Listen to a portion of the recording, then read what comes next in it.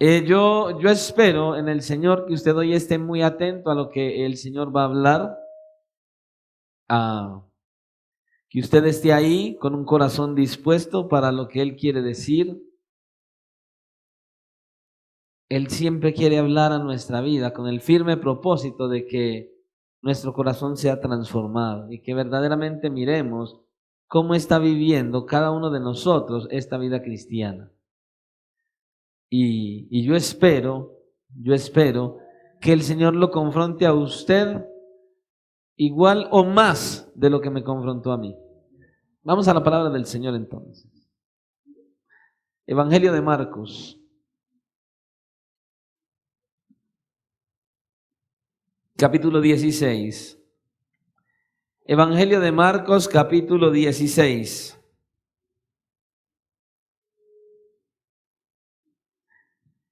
Y vamos a estar leyendo los versículos del 1 al 8. Marcos 16, versículos del 1 al 8. Amén. Bueno es nuestro Salvador, grande en poder y misericordia. ¿Ya estamos ahí todos? Marcos capítulo 16, versículos del 1 al 8.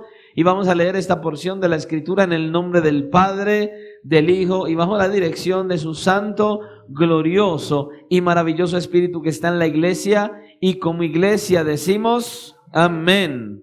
Diga, ¿usted cree? Todavía no ha abierto la Biblia.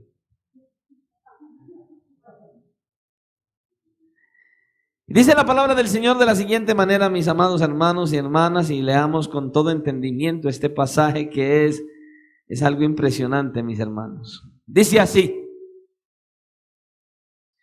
cuando pasó el día de reposo, María Magdalena, María la madre de Jacobo y Salomé compraron especias aromáticas para ir a ungirle.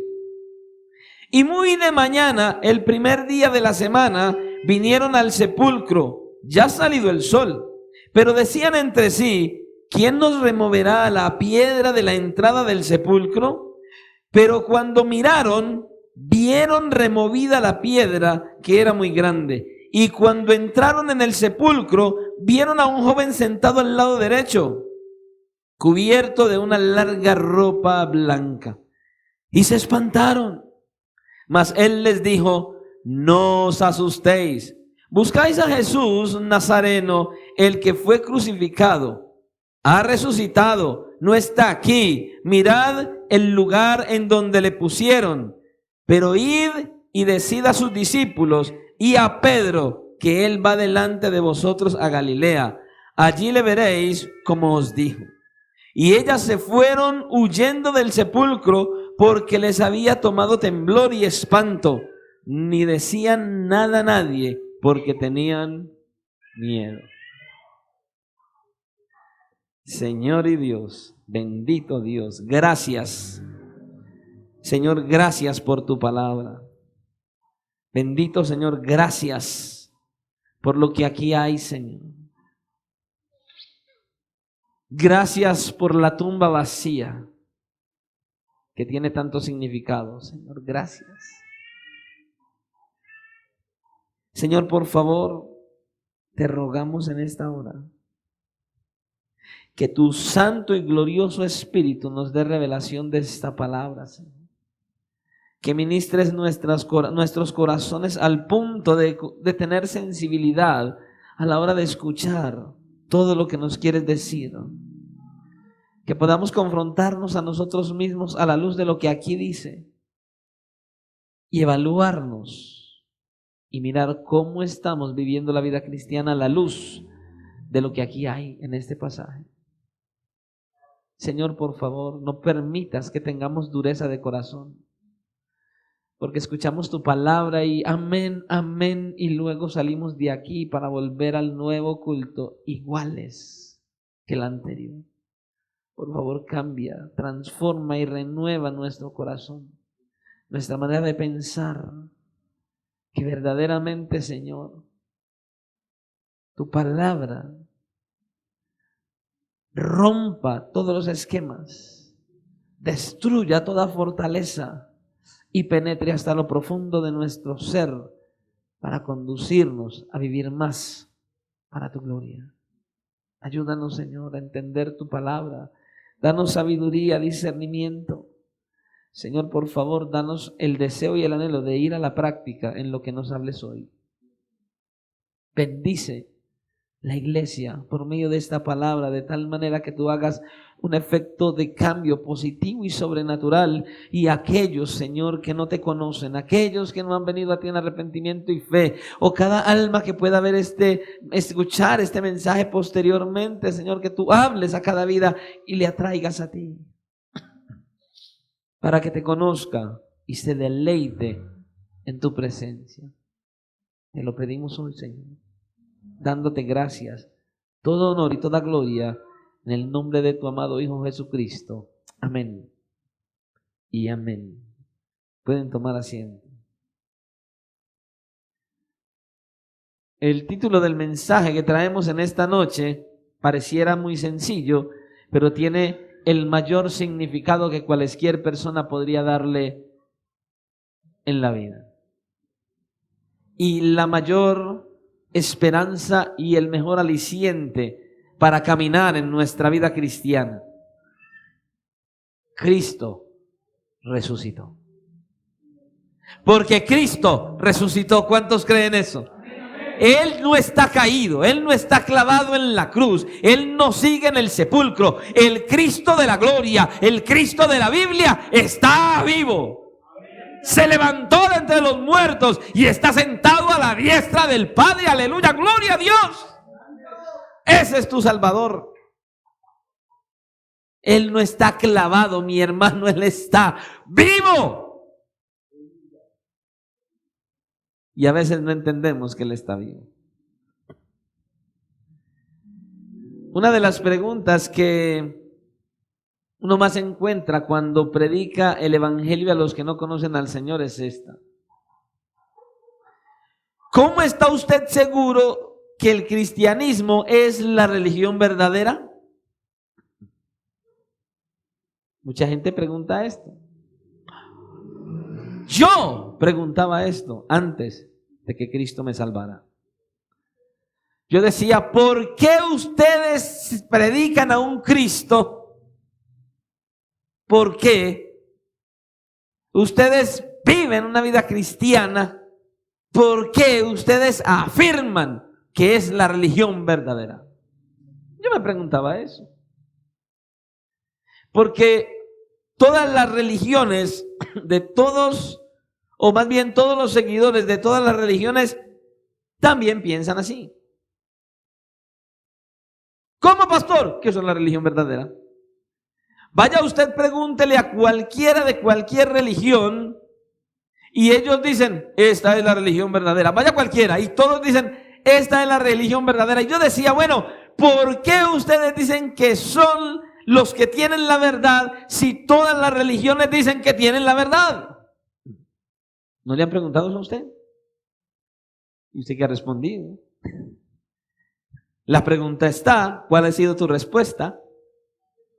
Y entiéndase lo que estoy diciendo. No estoy diciendo que esta iglesia, que este ministerio, Cristo rompe las cadenas, es el único que tiene la verdad. No. Estoy hablando que cuando alguien te dice acerca de la vida cristiana y te dice acerca del cristianismo, ¿por qué estás tan seguro de que el cristianismo es la religión verdadera? ¿Has respondido eso? Porque incluso si hubieses nacido en un país donde la religión predominante fuera diferente al catolicismo, cualquier otra religión, no estaríamos seguros que esa es la religión verdadera simplemente porque nacimos en ese lugar y esa es la religión de ese país. Los musulmanes dicen, ellos tienen la verdad. Todos dicen que tienen la verdad. Todos lo dicen. Y cada vez que escucho esta pregunta, ¿sabe yo qué es lo que digo? Esa es una muy buena pregunta. Esta es una muy buena pregunta. Escuche, y las preguntas como estas, buenas e inteligentes, requieren respuestas buenas e inteligentes. Lo que quiero decir es que hay que hacer buenas preguntas para recibir buenas respuestas. Hay gente que pregunta bobadas y yo mejor no respondo. Pero a preguntas buenas como estas hay que entonces traer respuestas buenas. Esa es una buena pregunta. Y la podemos responder con 4 palabras.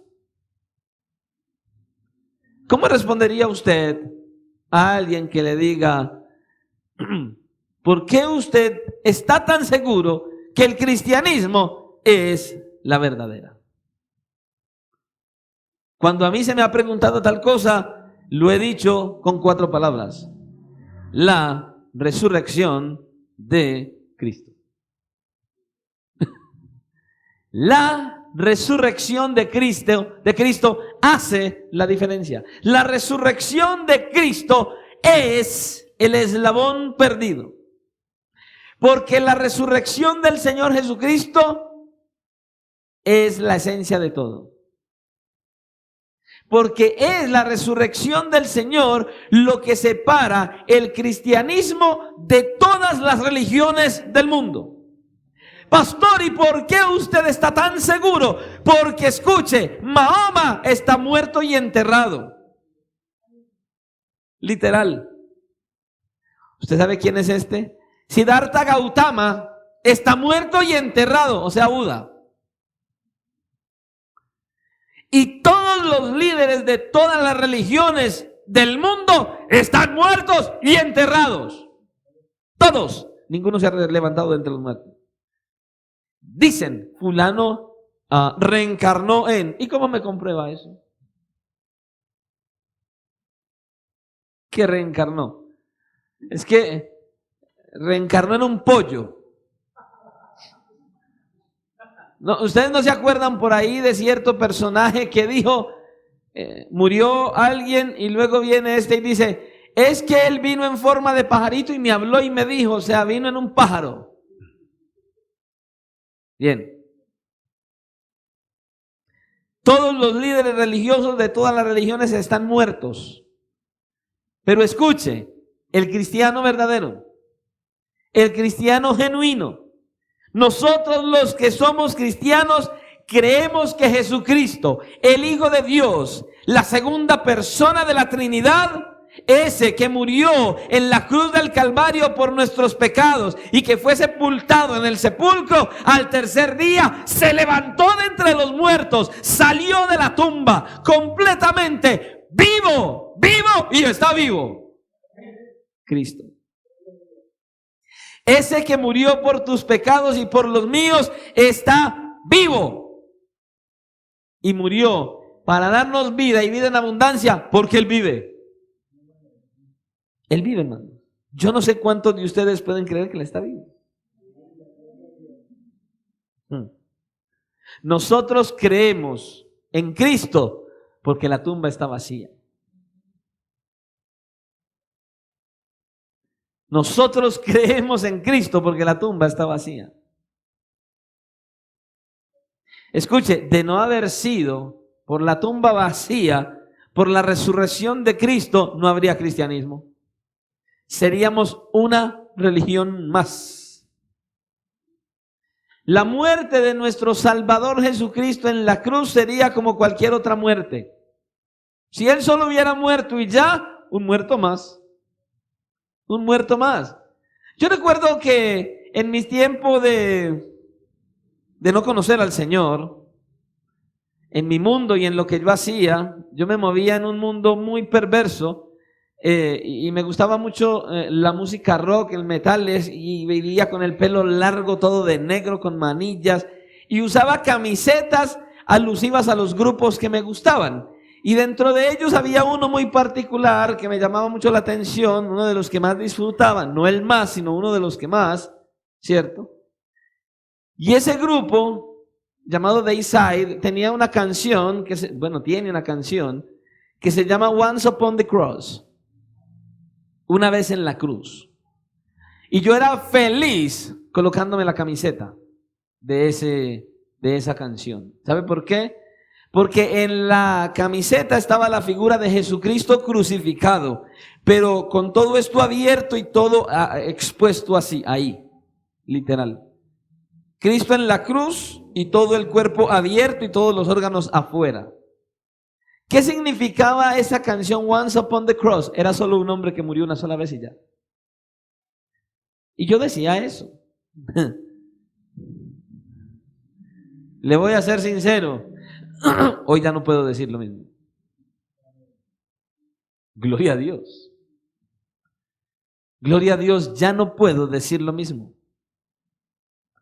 Porque Cristo no murió una sola vez y ya.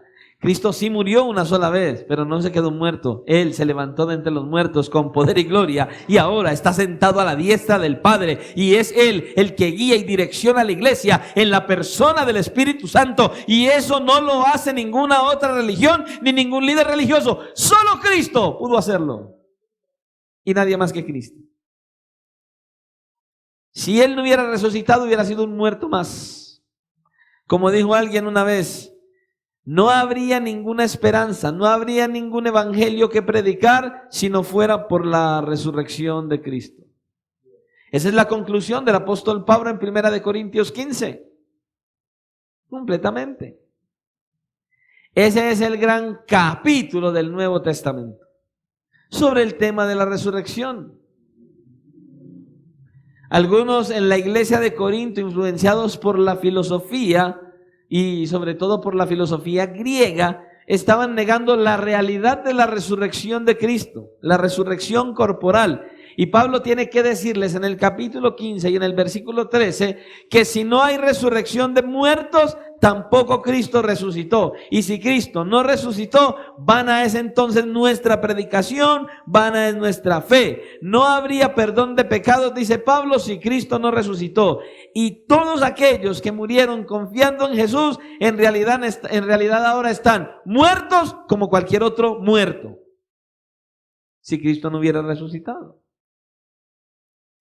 Y en el versículo 19 de 1 Corintios 15, el apóstol Pablo dice, si en esta vida solamente esperamos en Cristo, somos los más dignos de conmiseración de todos los hombres, si Cristo no resucitó. Los cristianos somos los más dignos de lástima, es lo que dice Pablo. ¡Qué pesar de esos cristianos! Así decía yo. ¡Qué pesar de esos cristianos! Y cantaba una canción que un amigo compuso, Slaves of the Christ Passion. ¡Qué pesar de esos cristianos esclavos de la pasión de Cristo! Gloria a Dios que somos esclavos de la pasión de Cristo. Gloria a Dios por eso. Y Pablo entonces dice que si Cristo no resucitó seríamos los más dignos de lástima. Pero escuche, como Cristo sí resucitó, Pablo dice en el versículo 20, mas ahora Cristo ha resucitado de los muertos, primicia de los que durmieron es hecho. Y es ese gran evento, la resurrección de Cristo, el que sustenta nuestra fe. Ese que sustenta nuestra fe, ese evento es el que estaremos estudiando hoy, cuando miramos aquí este último capítulo del Evangelio de Marcos. Tremendamente. Pero antes de comenzar a mirar este pasaje que tenemos para hoy, vamos a notar algo en la narración de los evangelios con respecto a la resurrección de Cristo. Así como los 4 evangelios que nosotros tenemos en nuestras Biblias nos narran la muerte y la sepultura del Señor Jesucristo el viernes en la tarde, obviamente ellos narran también el evento de la resurrección. Y cada uno de estos evangelistas, de los relatos que tienen, entonces cada uno de ellos contienen relatos particulares que no se encuentran en ningún otro evangelio. Cada uno dijo algo específico que solo está ahí donde lo dijo cada uno. Mateo, Marcos, Lucas y Juan. No se nos cuenta en otra parte. ¿Qué quiere decir eso?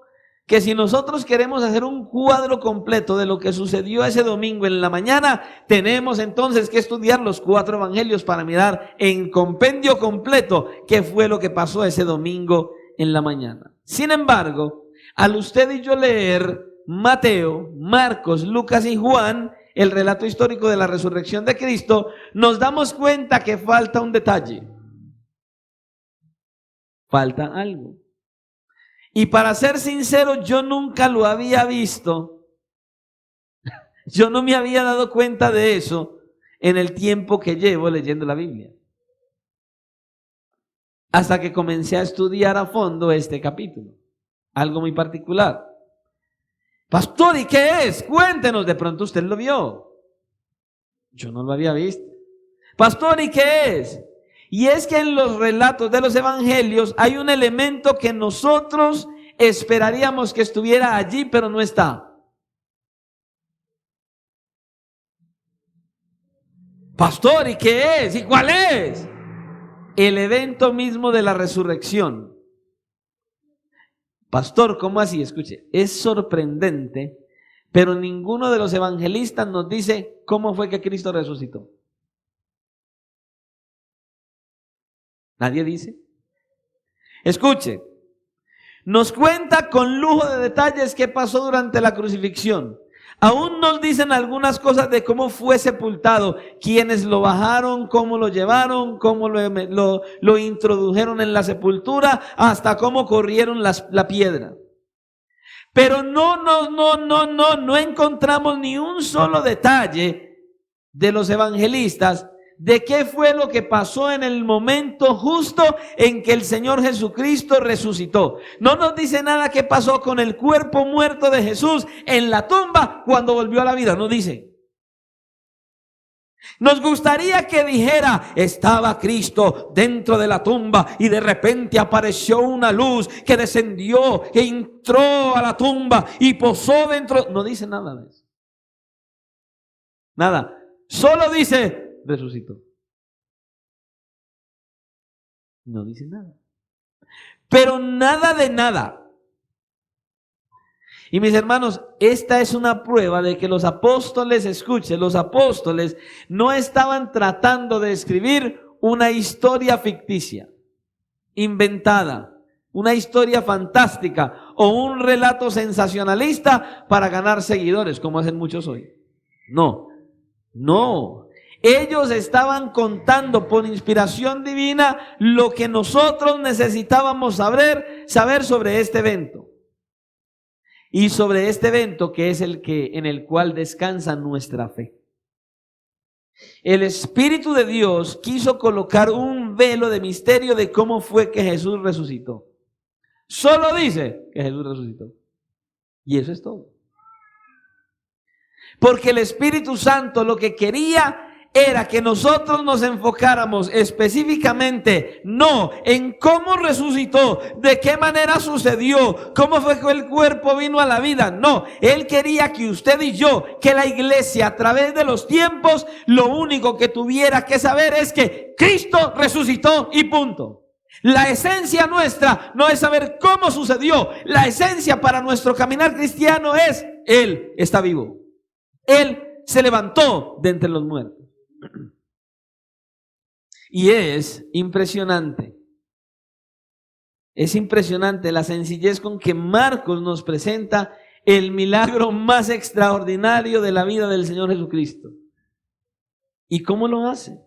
Y lo hace enfocando lo que pasó con este grupo de mujeres que fueron muy temprano al sepulcro para ungir el cuerpo muerto del Señor Jesucristo.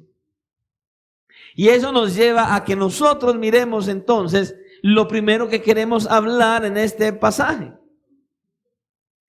¿Qué fue lo que movió a estas mujeres a ir el domingo en la mañana a ungir a Jesús? Lo que me confrontó a mí desde el inicio, cuando empecé a mirar en este versículo 1. ¿Qué fue, pastor? La devoción incondicional de estas mujeres. ¿Tienes una devoción incondicional con Jesús? Y te vas a dar cuenta qué es lo que significa lo que te acabé de preguntar. Versículo 1, cuando pasó el día de reposo, María Magdalena, María la madre de Jacobo y Salomé compraron especias aromáticas para ir a ungirle. ¿A quién? A Jesús. Ahora, hemos visto en pasajes anteriores, si usted ha leído el Evangelio de Marcos, que el Señor Jesucristo fue crucificado el viernes a eso de las 9 de la mañana y que muere 6 horas más tarde a eso de las 3 de la tarde. Es lo que nosotros podemos ver en los Evangelios. Marcos nos dice explícitamente en el capítulo 15, versículo 42, que fue en la víspera del día de reposo que el Señor fue sepultado. Ahora, no se olviden que los judíos no marcaban el final del día a las 12 de la noche como nosotros. No. El final del día de ellos a las 6 de la tarde. Ahí era el final del día. Ahí comenzaba el día siguiente. Justo a las 6 de la tarde. Así es que ellos manejaban el tiempo. Y eso no puede significar otra cosa que el viernes en la tarde, a las 3 de la tarde y a las 6 de la tarde, o sea, él muere a las 3 de la tarde y necesitaban bajarlo de allí antes de las 6, porque a las 6 comenzaba el día de reposo. Los judíos no le daban nombres a los días en aquella época. Lunes, martes, miércoles, todavía no. Día primero, día segundo en aquella época. No había todavía los días como usted y yo los conocemos. Y todo en relación con el día de reposo. Nosotros ya decimos que es el viernes porque sabemos que en nuestro calendario es el viernes. Pero el viernes de manera particular, ese día le llamaban el día de la preparación. El viernes era el día de la preparación para el día de reposo. Y vemos en Marcos 15, 42, por eso lo vemos allí, porque era de día, era el día en que los judíos se preparaban, para el día de reposo, porque la ley de Moisés prohibía que se trabajara en ese día. Si nosotros vemos en los pasajes anteriores, podemos ver que José de Arimatea se llenó de valor ese viernes en la tarde y le pidió a Pilato el cadáver del Señor Jesucristo. ¿Usted se acuerda o usted ha leído Juan capítulo 3? En Juan capítulo 3 nosotros vemos el encuentro de Jesús y Nicodemo. Pero Nicodemo le dice al Señor que él no era el único, que habían otros que también creían en él. Aquí vemos a uno de esos otros aquí pidiendo el cadáver de Jesús. ¿Para qué? Para llevarlo y colocarlo en un sepulcro que había sido excavado en una roca, nos dice Marcos 15, 46. Y sobre la entrada José de Arimatea mandó a colocar una gran piedra en el sepulcro. Un detalle que Marcos incluye aquí en este capítulo es que había un grupo de mujeres, discípulas del Señor Jesucristo, fieles, que le habían visto hasta el último instante. Ellas estuvieron durante el ministerio del Señor Jesucristo en Galilea y que ellas se quedaron hasta el fin de la crucifixión, hasta que lo bajaron de la cruz, hasta que lo envolvieron, hasta que se lo llevaron a la tumba y ellas se fueron detrás de ellos a ver dónde lo iban a colocar. ¡Qué devoción, hermano! Ya Cristo se murió. ¿Y sabe qué hicieron ellas? Esperaron hasta el final. Yo no sé, a veces cuando una persona muere, un ser querido muere, uno espera ahí y la gente empieza a irse y uno es ahí. Yo nunca, ¿y para qué uno se queda ahí? El dolor, la angustia, saber que esa persona se fue, tremendo. Estas mujeres tenían una devoción tal por el Señor Jesucristo que esperaron hasta el final y ellas estaban decididas a mirar dónde colocaban el cuerpo muerto de Jesús. Y lo hicieron así. Lo siguieron hasta ese lugar. Siguieron a José de Arimatea y a Nicodemo.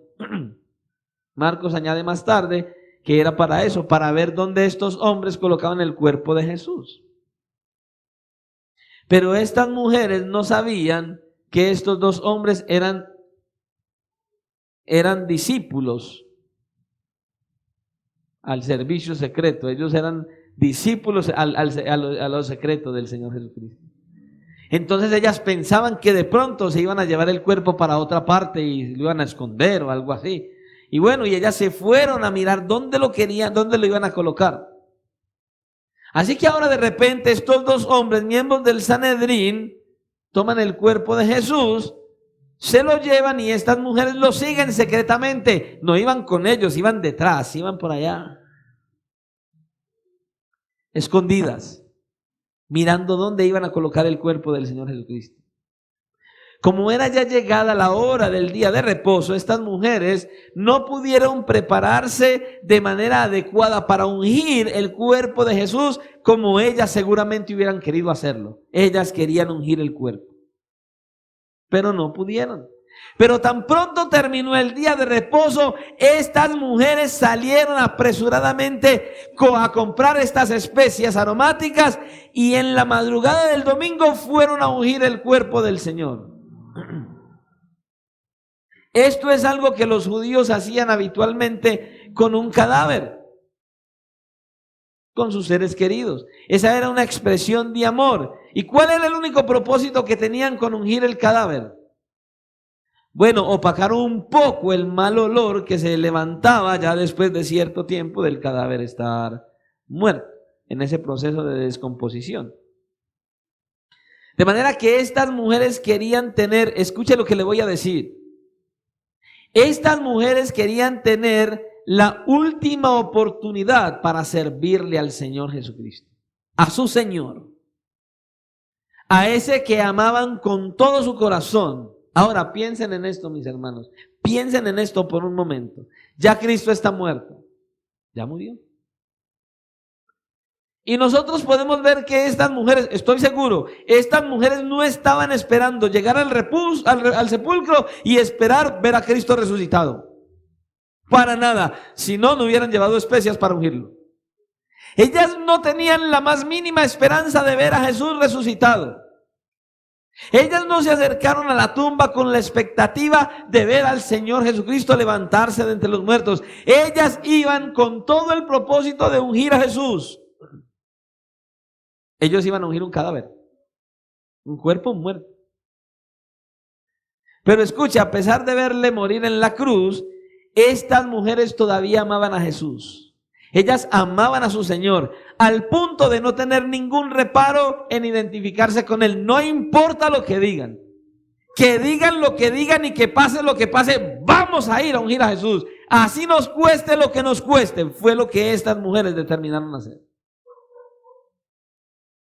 Humanamente hablando, todos lo habían abandonado. Sus discípulos se fueron y lo dejaron solo. Hasta los más cercanos. Porque mire, Juan, que fue el que más cerca estuvo a la hora del sepulcro, no estuvo. Pero estas mujeres estuvieron allí. Ahora escuche, el poder civil, el gobierno romano, le había condenado a muerte como un criminal. Los líderes religiosos de la nación lo habían entregado como un blasfemo. Pero este grupo de mujeres todavía seguía siendo fiel a Jesús, sin importar lo que ellos dijeron. ¿Y sabe qué sucedió? El Señor las recompensó. El Señor les dio una gran recompensa por su fidelidad. Hermanos, ser fiel a Jesús paga. Ser fieles a Jesús paga. Cuando le eres fiel a Jesús, recibes bendición de parte de ese Cristo glorioso. ¿Y sabe cómo las bendijo? Escogiéndolas para ser las primeras que vieran a Cristo resucitado. Fueron las primeras testigos oculares de la resurrección de Cristo. Estas mujeres. ¿Por qué? Por su persistencia y por su amor y su devoción al Señor. Estas mujeres se levantaron muy temprano en la madrugada del domingo para ir a mostrarle a Cristo su amor y su devoción, por última vez ungiendo su cuerpo muerto. Ellas querían hacer eso. Y es cuando van en el camino y entonces van caminando y van listas, van para allá sin importar lo que sea, y de repente algo viene a su mente. ¿Y cómo abrimos la tumba? Y ellas no pararon en el camino. Siguieron avanzando en su mente pensando, ¿y cómo quitamos la piedra? Tenemos un problema, vamos a ungir a Jesús y la piedra está puesta. ¿Y quién nos va a ayudar a quitar la piedra? Escuche, y aún el pensar en esa piedra pesada que ellas no iban a poder mover, ellas no pararon, ellas siguieron, ellas dijeron, algo haremos, sea lo que sea, ni la piedra nos puede detener. ¿A qué punto era la devoción de estas mujeres? ¿Cuán amor tenían ellas para él, hermano? ¿Cuánto amor? Versículo 2, y muy de mañana, el primer día de la semana, vinieron al sepulcro, ya ha salido el sol, pero decían entre sí, ¿quién nos removerá la piedra de la entrada del sepulcro?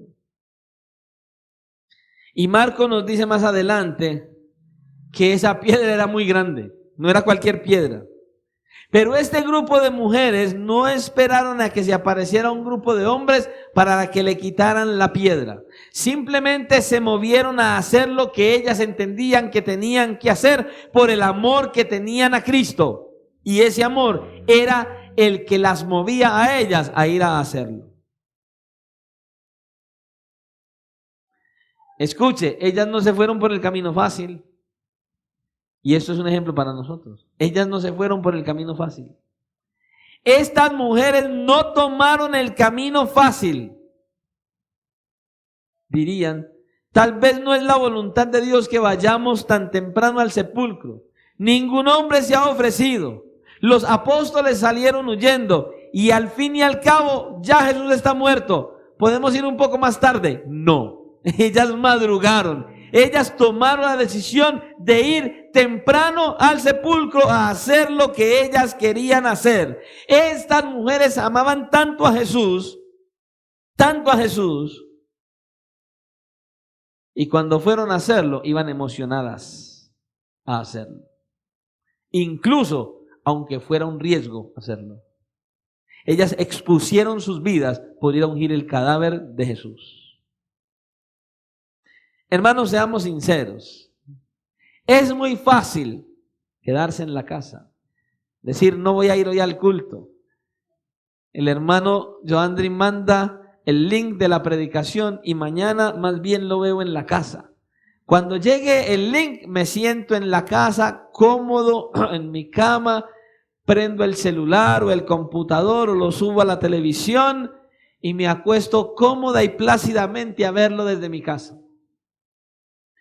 Compro unas palomitas de maíz, una buena gaseosa y me extiendo allí. Es más, espero a ver una transmisión o otra predicación de cualquier otra iglesia y hasta me deleito en la alabanza en mi casa, pudiendo venir a la iglesia. Muchos tienen ese tiempo de comodidad y de confort. Estoy tan cansado, Señor, no voy a entrar al culto, me voy a ir derecho a la casa, es que estoy rendido. Y muchos no entienden que nuestro reposo es Cristo, que nuestra fortaleza es Cristo y más bien se van a dormir.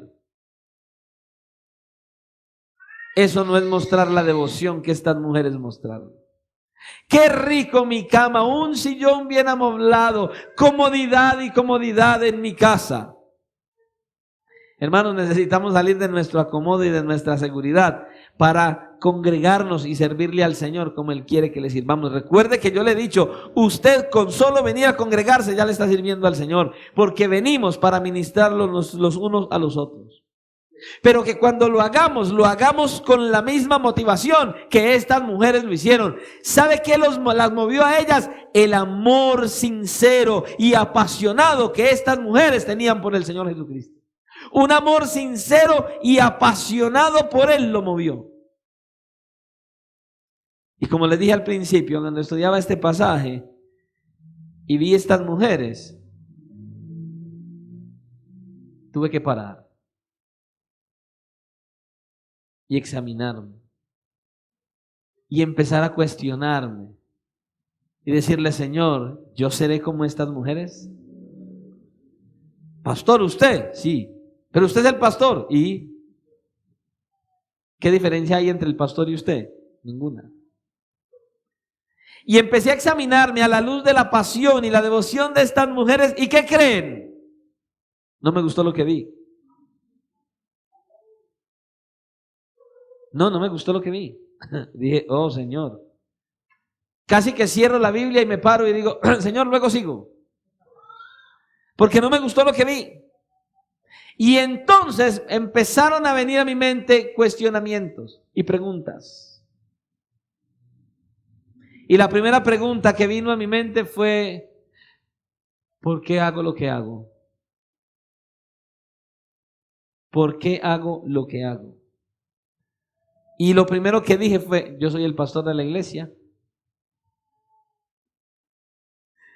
Estoy constantemente preparándome para predicar, estudiando, preparando un mensaje y el otro. Me reúno con los hermanos, comparto el evangelio a las personas en las calles, a los que no conocen del Señor, comparto con aquellos que conocen del Señor. Y lo que me he propuesto a hacer, bueno, lo he hecho. Y entonces al mirar todo esto, me viene esa pregunta, ¿por qué hago lo que hago?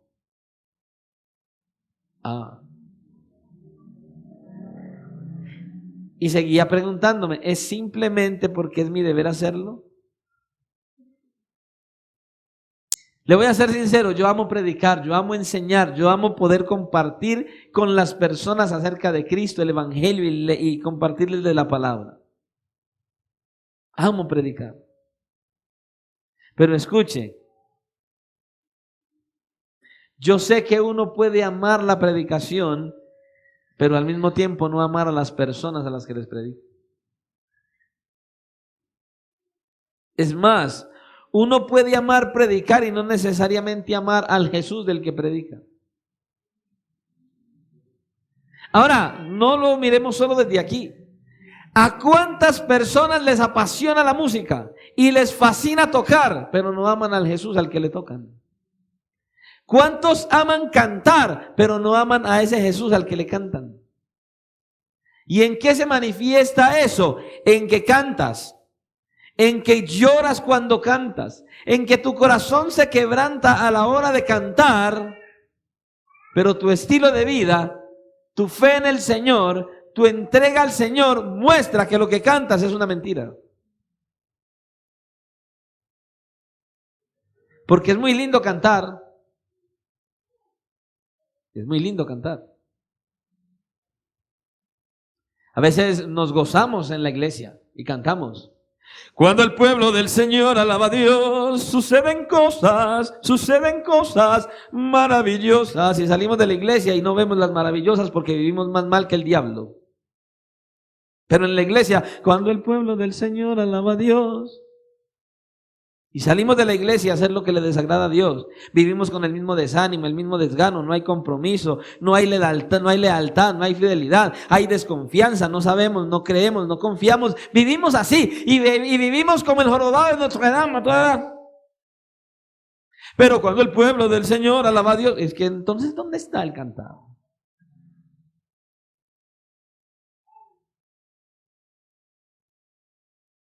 Y yo decía, Señor, ¿es posible amar la predicación y no amar al Cristo del que predico? Esto es serio. Y tuve que ser honesto conmigo mismo al mirar este pasaje. Y yo me decía, ¿es solamente por mi responsabilidad que hago lo que hago o es movido por un genuino y sincero, aunque imperfecto, amor por mi Señor y Salvador Jesucristo? ¿Será por eso? Ahora yo quiero que usted haga el mismo ejercicio que yo hice. Exactamente el mismo.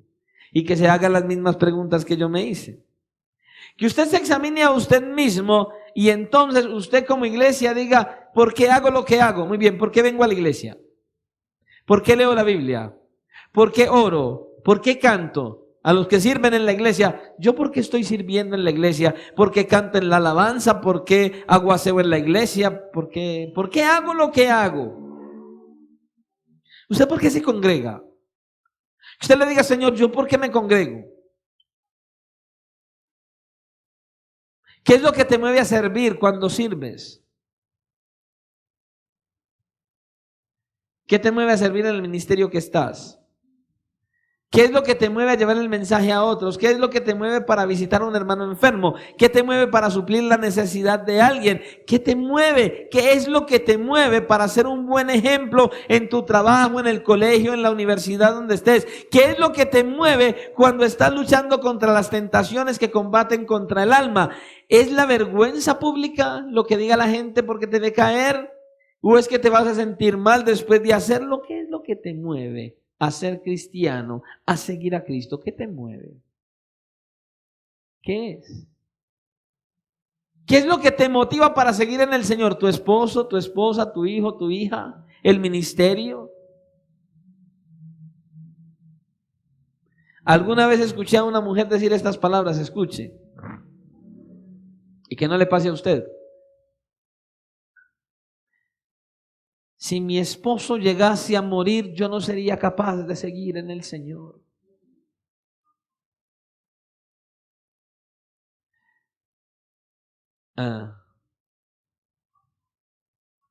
¿Y si se murieran tus hijos?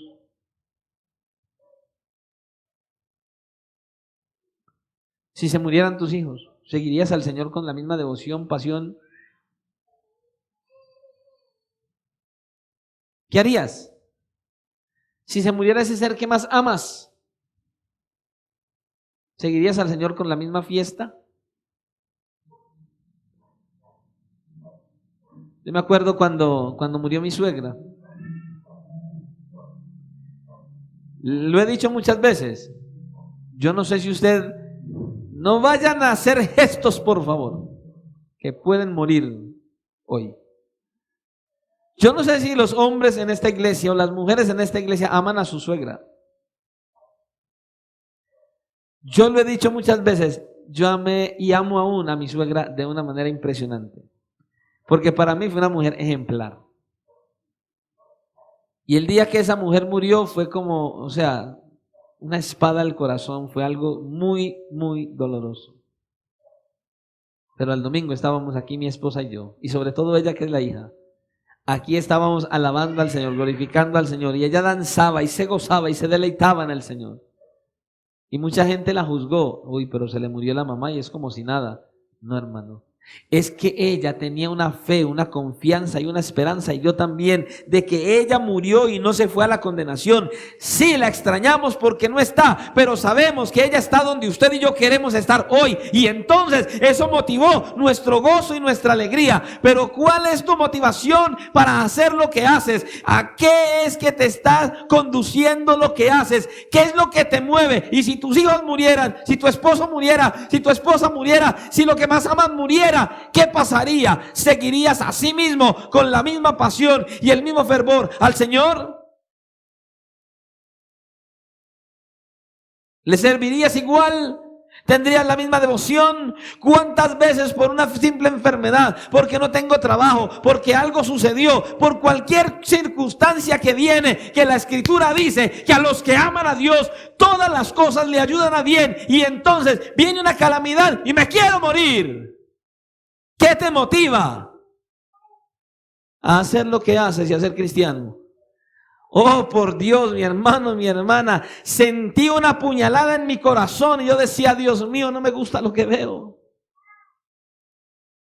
Y le dije al Señor, Señor, que la iglesia tampoco le guste lo que ve de sí.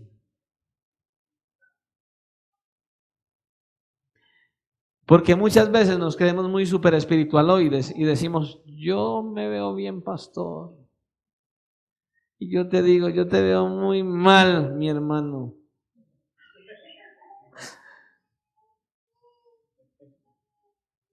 Si el decir que estoy muy bien es verte muy mal.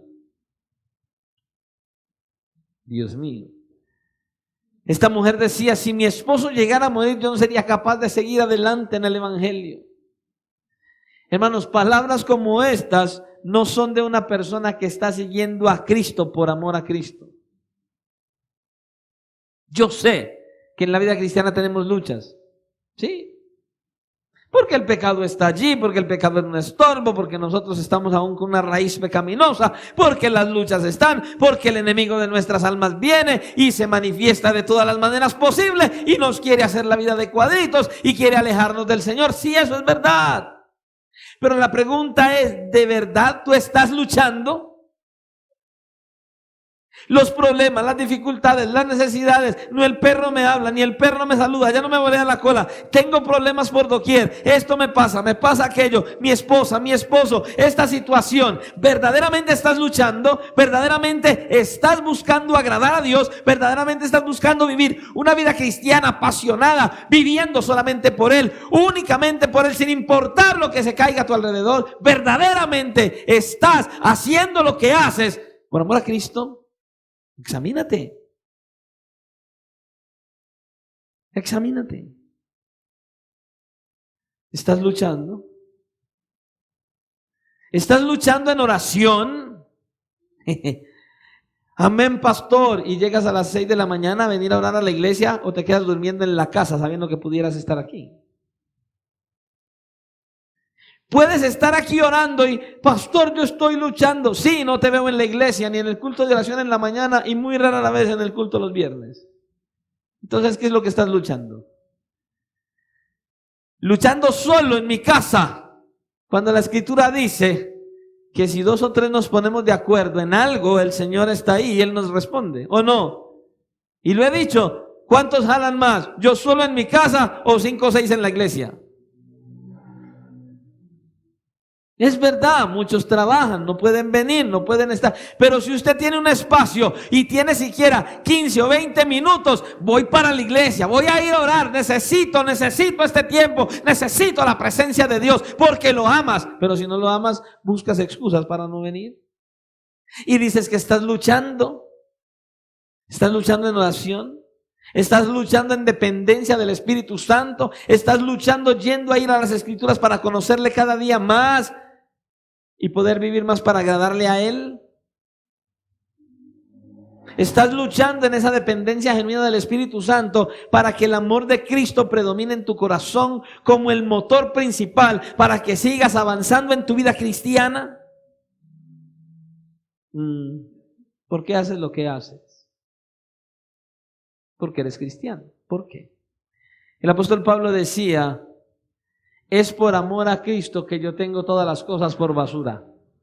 Pero a veces preferimos más la familia, el trabajo, la diversión, el descanso y muchas otras cosas que a Cristo. Y las excusas van y vienen. El amor de Cristo te constriñe, mi hermano, mi hermana. Es el amor de Cristo lo que te mueve, lo que te motiva. Te motiva pensando en esto, escucha, que si uno murió por todos, luego todos murieron, 2 Corintios 5, y por todos murió para que los que viven ya no vivan para sí, sino para aquel que murió y resucitó por ellos. ¿Estás viviendo verdaderamente para Cristo o para ti mismo? Oh, pastor, esto está duro. ¿Es el amor de Cristo? Sí, para mí estuvo duro también. Impresionante. Escuche, estas mujeres hicieron lo que hicieron y Jesús estaba muerto. Jesús estaba muerto. ¿Ustedes pueden ver esto? Ellas se levantaron en la madrugada, en un tiempo difícil, arriesgando sus vidas solo para ir a ungir un cuerpo muerto, el de Jesús. Ahora, ¿y qué de nosotros? ¿Y qué de nosotros? Ellas iban a ungir un cuerpo muerto. ¿Y qué de nosotros que tenemos la certeza de que Cristo está vivo? ¿Cómo verdaderamente estás entregando tu vida al Señor, tu servicio al Señor? ¿Por qué haces lo que haces?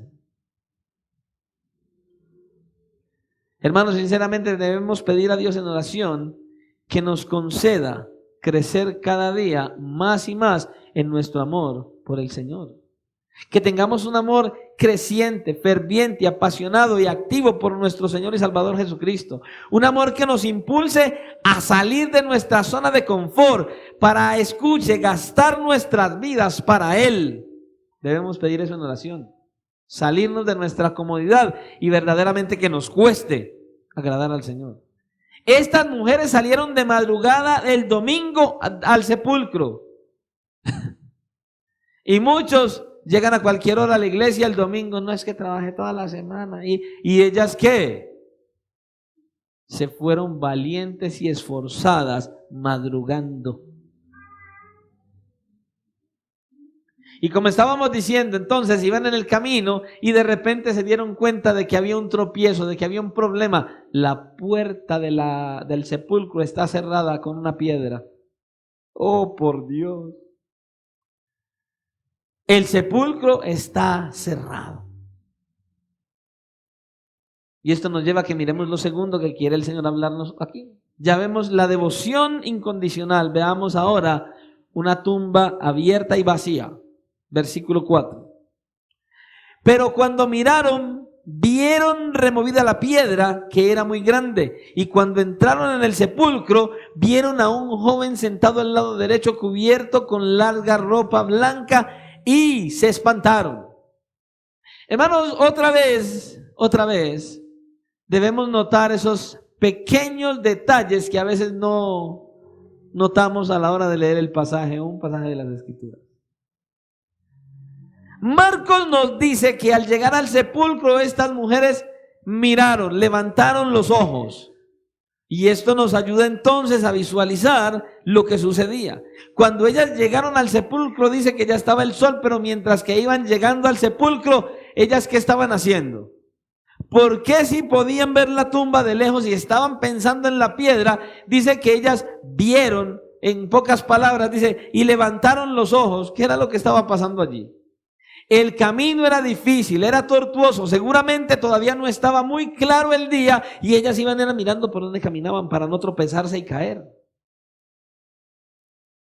Aún el camino era difícil de andar y a pesar de ello madrugaron arriesgando sus vidas y el camino era muy dificultoso y no les importó y así iban avanzando.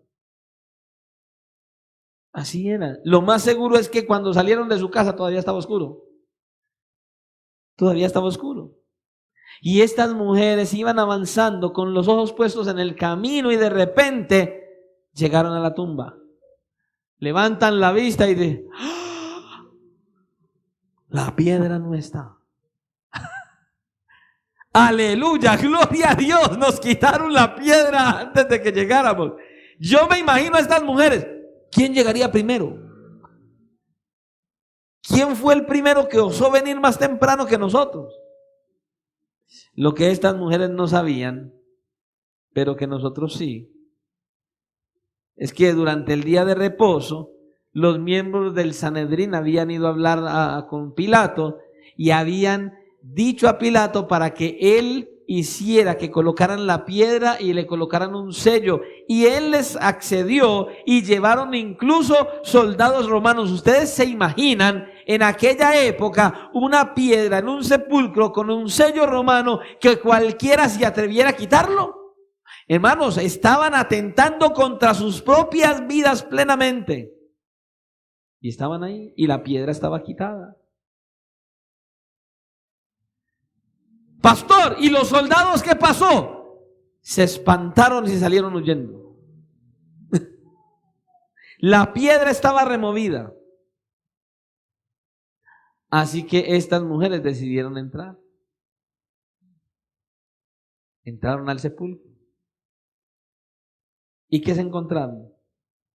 En vez de, yo me las imagino, contentísimas, ve, la piedra no está, se nos facilitó la situación, vamos a ungir el cuerpo muerto de Jesús. Y cuando entran, Jesús no está, el cuerpo no está.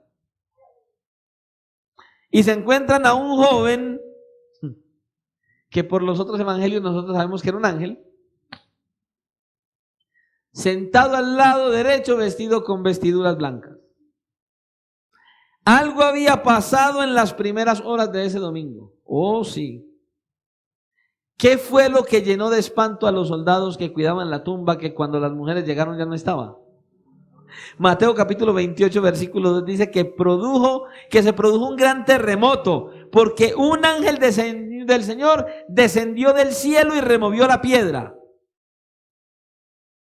Fue el ángel el que quitó la piedra.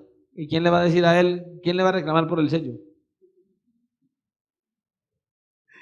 Y probablemente este fue el ángel que estas mujeres vieron allí sentado dentro de la tumba cuando entraron al sepulcro. Y como es natural, cada vez que una persona ve un ángel, al menos en la Biblia hemos visto, cada persona que ve un ángel en la Biblia se espanta. Yo no entiendo cómo es que ahora hay un montón de gente que dicen tener relaciones con los ángeles y los tratan como los mejores amigos. Y en aquella época veían un ángel y la gente se espantaba, hermano. Estas mujeres ven la piedra removida y todavía no ven el cadáver de Jesús. Y yo me imagino que lo primero que les vino a la cabeza, se lo robaron. Se lo llevaron. Ellas no tienen la más mínima idea qué está pasando allí. De hecho, Lucas nos dice en el pasaje paralelo, en Lucas capítulo 24, versículo 4, que ellas estaban perplejas, asombradas. Ellas van al sepulcro a ungir el cadáver de Jesús. ¿Y qué? No iban preparadas para ver a Jesús resucitado. Oh, no, ellas iban para ver a un muerto. Completamente. Y también sabemos por el Evangelio de Juan que María Magdalena llegó a pensar por un momento lo que les decía. Alguien se lo robó. Se lo llevaron a otro lugar. Se han llevado a mi Señor y no sé dónde lo han puesto, dijo ella. Escuche, estas mujeres necesitaban que alguien les diera una explicación. Necesitamos una explicación, Señor. ¿Qué pasó aquí? Algo extraño. Y eso es justamente lo que el ángel les va a decir en el próximo versículo. Pero antes de eso les quiero preguntar algo que incluso puede parecer muy obvio. Usted va a decir, pastor, ¿cómo va a preguntar eso, pastor? ¿Para qué fue necesario que esa piedra fuera quitada de allí? ¿Han pensado en eso? ¿Para qué? Dios envió un ángel del cielo para que quitara la piedra. La pregunta es, ¿por qué? Pastor, ¿qué clase de pregunta es esa? Pues para que Jesús saliera. No. Pues para que Jesús saliera de allí. ¿De verdad fue para eso? ¿Qué piensan ustedes? ¿Acaso necesitaba Jesús que quitaran la piedra para salir de allí? No sé si ustedes han leído lo que pasó en ese mismo domingo en la noche, cuando los discípulos estaban en el aposento alto a puertas cerradas por temor a los judíos del Sanedrín. Y de repente, dice Juan capítulo 20, versículo 19, cuando llegó la noche de aquel mismo día, el primero de la semana, estando las puertas cerradas en el lugar donde los discípulos estaban reunidos por miedo de los judíos, vino Jesús y puesto en medio de ellos les dijo, pasa a vosotros, a puertas cerradas. La Biblia no nos dice por dónde entró. Juan no nos dice. Pero existe la posibilidad de que el Señor Jesucristo con su cuerpo glorificado hubiera podido traspasar las paredes, las puertas que estaban cerradas. Ahora lo que le quiero decir, entonces, ¿era necesario quitar la piedra para que Jesús saliera de la tumba? Ah, por Dios. Jesús hubiera podido salir de ahí como fuera. Así como dice el pastor Steve Lawson, él dice, esa piedra no fue removida para que Jesús pudiera salir, escuche, sino para que el mundo pudiera entrar. Para que el mundo pudiera entrar, para que el mundo pudiera asombrarse como estas mujeres y entonces pudieran comprobar que la tumba definitivamente estaba vacía. Usted se imagina, Jesús resucita, sale de la tumba está cerrada y nadie sabe que él salió. Necesitaban entrar allí para ver que la tumba estaba vacía, porque esa tumba vacía, por casi o por más de 2000 años, ha sido el testigo irrefutable de la verdad de la resurrección del Señor Jesucristo, de la verdad del Evangelio. La tumba vacía es la que afirma que el Evangelio de Jesucristo es la mayor verdad que existe en el universo. Que Cristo está vivo. Los miembros del Sanedrín hicieron todo lo posible por evitar la resurrección de Jesús. Escuche, los miembros del Sanedrín creyeron lo que Jesús dijo, no de la manera adecuada. Los apóstoles no creían que él iba a resucitar, pero los miembros del Sanedrín escucharon lo que Jesús mismo dijo, que él iba a resucitar al tercer día, y ni siquiera los apóstoles creyeron. Pero ellos sí creyeron, no de la manera adecuada.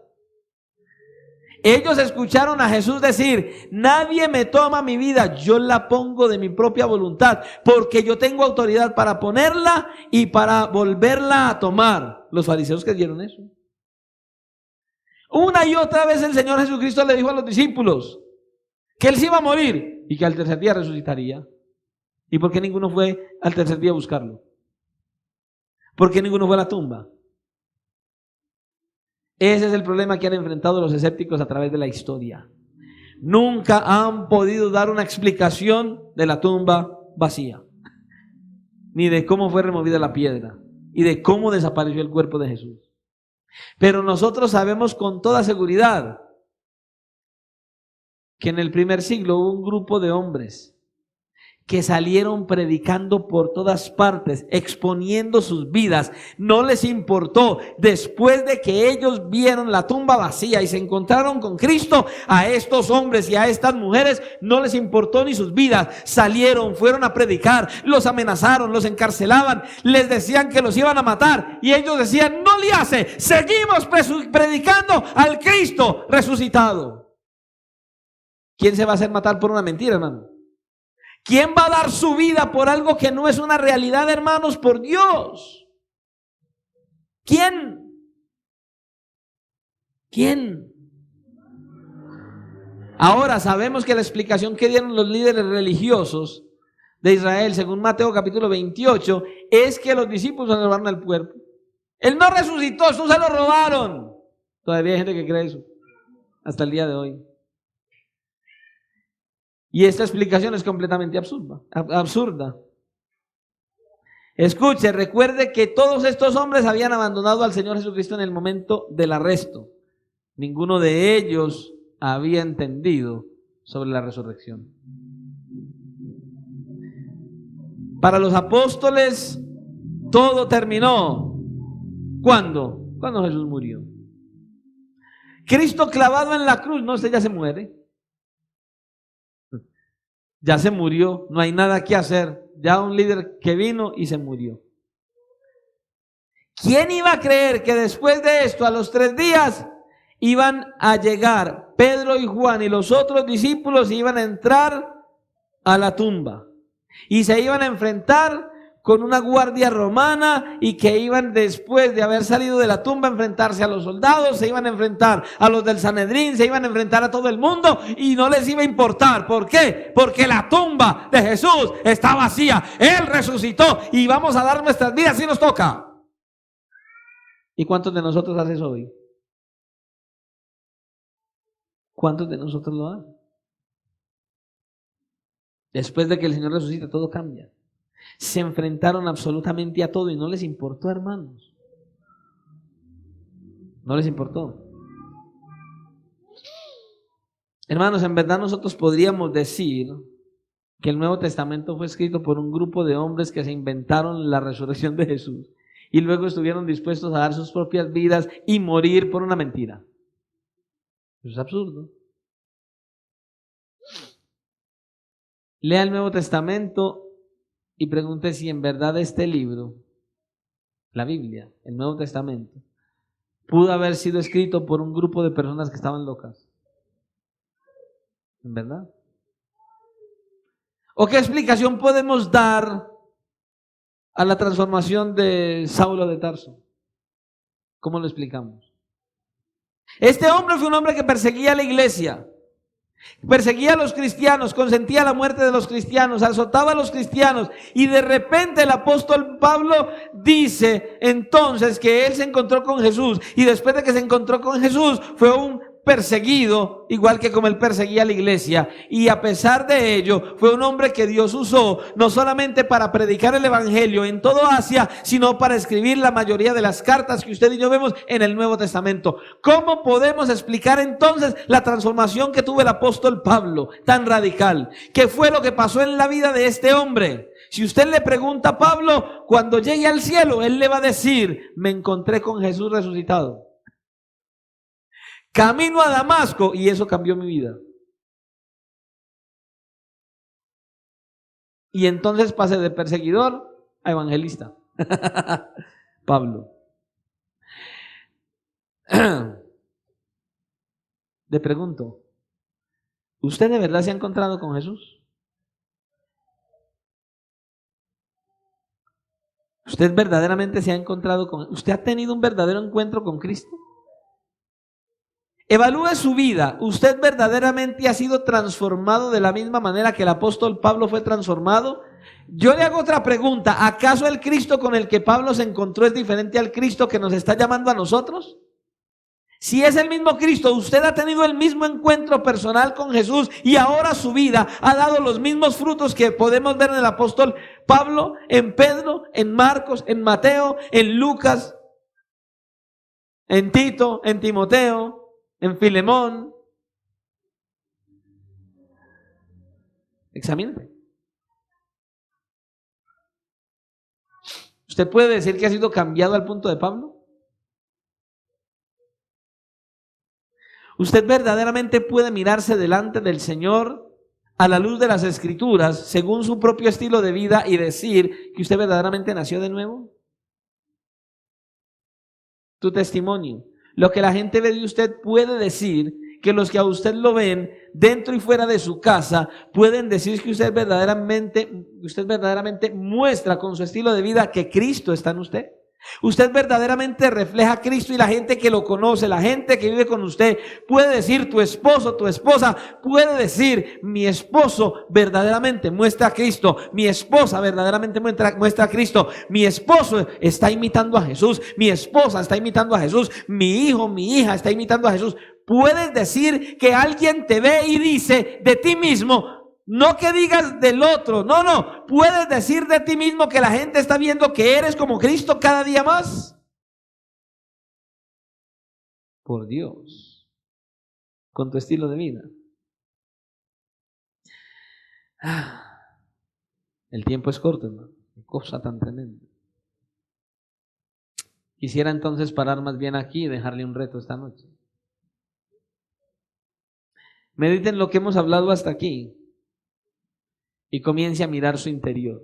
Mírese usted mismo y empiece a evaluar su estilo de vida.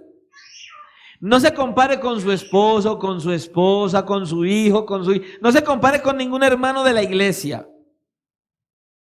Solo mire cómo usted vive. Y mire si en verdad usted hace lo que hace, es cristiano, canta, adora, se congrega, busca el rostro del Señor en oración, va a las Escrituras, porque usted verdaderamente tiene un amor creciente por Cristo, un amor apasionado.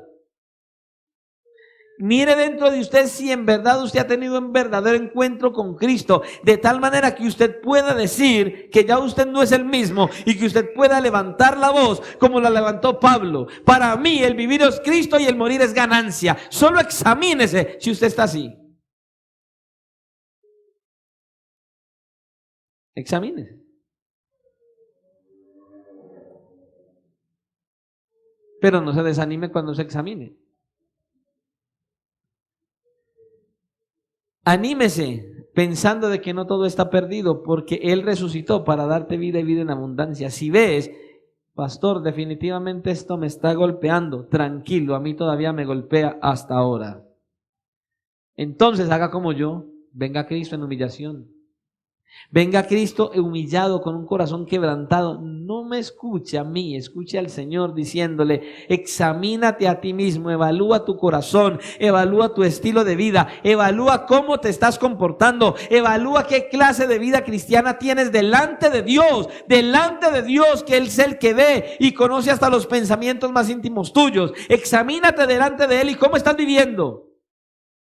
Y si ves que te falta, entonces Él te dice, ven a mí en arrepentimiento y fe, ven en humillación, ven a mí, llora, ruega, suplica, humíllate. Y hermano, le voy a garantizar, el Señor le dará la victoria. El Señor hará algo en tu vida, un milagro grande en tu vida. Pero hay que creer. Examínate. Mírate. Si en verdad puedes decir que Cristo resucitó y que tu estilo de vida ahora es otro, porque sabes que Él resucitó y le amas, porque sabes que Él te ama.